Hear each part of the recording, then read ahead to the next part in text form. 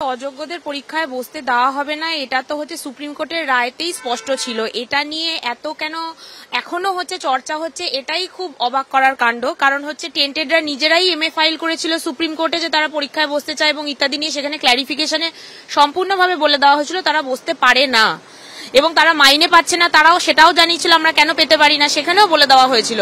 তারপরেও আজকে এত কেন জলঘোলা করা হচ্ছে, মানে সরকারের তরফ থেকে এখনো কেন এইরকম মনোভাব পোষণ করা হচ্ছে জানি না। মানে আজকে আমরা যারা হচ্ছে কোনো দুর্নীতির সাথে যুক্ত ছিলাম না, যেহেতু আমরা কোথাও মানে টাকা দিয়ে চাকরিটা কিনিনি, সেটাই হয়তো আমাদের সবচেয়ে বড় মানে দোষ আজকের দিনে দাঁড়িয়ে থেকে, এটাই মনে হয়। আর সুপ্রিম কোর্টের রায়তে তো জাজমেন্টে অনেক কিছু ছিল অযোগ্যদের জন্য, সেগুলো কিন্তু কোনো কিছুই করা হয়নি। তাদের থেকে কোনো হচ্ছে জরিমানা হিসেবে 12% সুদে যা টাকা নেওয়ার কথা, টার্মিনেশন লেটার ধরানোর কথা, সেগুলো কিন্তু কিচ্ছু হয়নি।